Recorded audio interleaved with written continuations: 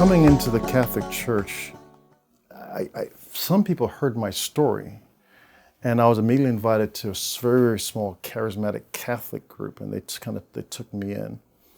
And for a little bit, I would do praise and worship with them. And I'm still friends with them. I don't exercise the gift of glossolalia as much as I did before, but what I've done, my tongue has been learning Latin, and learning Greek, and learning Hebrew, and that's been my tongue in a way. So I have difficulty memorizing languages, but God has given me the grace to start memorizing those prayers in Latin, in Greek, and some in Hebrew, just because there's this longing.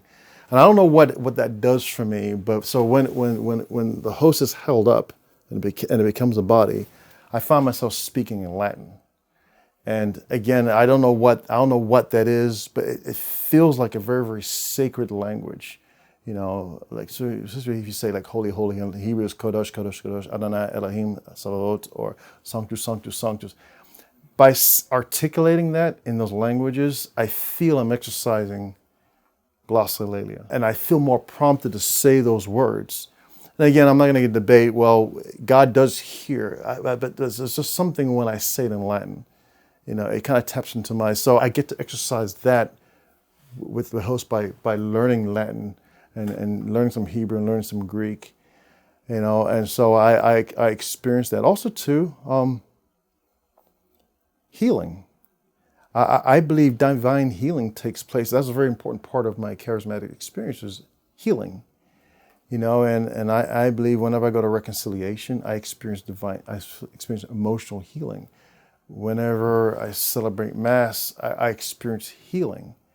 You know, and so that was a very, very important part of my charismatic experience is being open to the charisms of healing and charisms of glossolalia. Even my imagination, you know, when that is taking place, I try to visualize the saints. I try to visualize angels. And so all those things that I was longing for in the charismatic movement, I see happening in the Mass.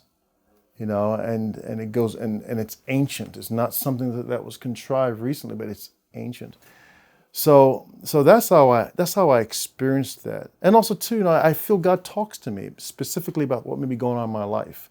You know, as I do my prayers and as I read, as I follow along with the liturgy, I hear God speak to me, you know, and talk to me specifically about things that I need to be aware of. So all those things we did in the charismatic church that we were longing for, well, we didn't have the liturgy. We were just kind of groping, but we're longing, and it's there, to me, it's there in the Catholic Church. It's all available, you know, and I feel free to exercise those gifts, you know, in the Eucharist and Mass.